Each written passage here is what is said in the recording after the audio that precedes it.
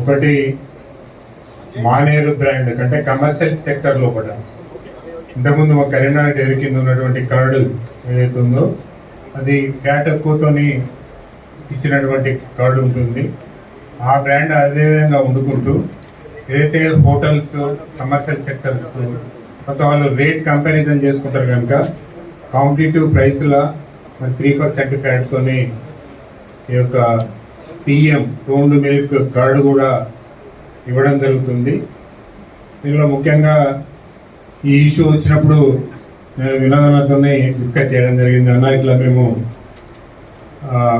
ఇంకో brand పెట్టదలుచుకున్నాం, Godavari brand మీద పోదామని అనుకుంటున్నాం అని చెప్పి వారితో నేను మాట్లాడినప్పుడు, మీరు గోదావరి బ్రాండ్ పెట్టుకుంటే పెట్టుకోండి, కానీ ముందు మన కరీంనగర్ మరవదు కదా. మనము కరీంనగర్ బ్రాండ్ ఉన్నటువంటి మానేరు బ్రాండ్ను మీరు ఎందుకు ప్రమోట్ చేయరు? మానేరు బ్రాండ్ మీద మీరు ఈ కార్డు ఇంట్రడ్యూస్ చేస్తే బాగుంటుందని చెప్పినప్పుడు నిజంగా కూడా వారి సూచనలు పాటించి మేము రిజిస్ట్రేషన్ చేసుకొని మానేరు బ్రాండ్ రిజిస్ట్రేషన్ చేసి కమర్షియల్ సెక్టర్లో కూడా టీఎం డిటిఎం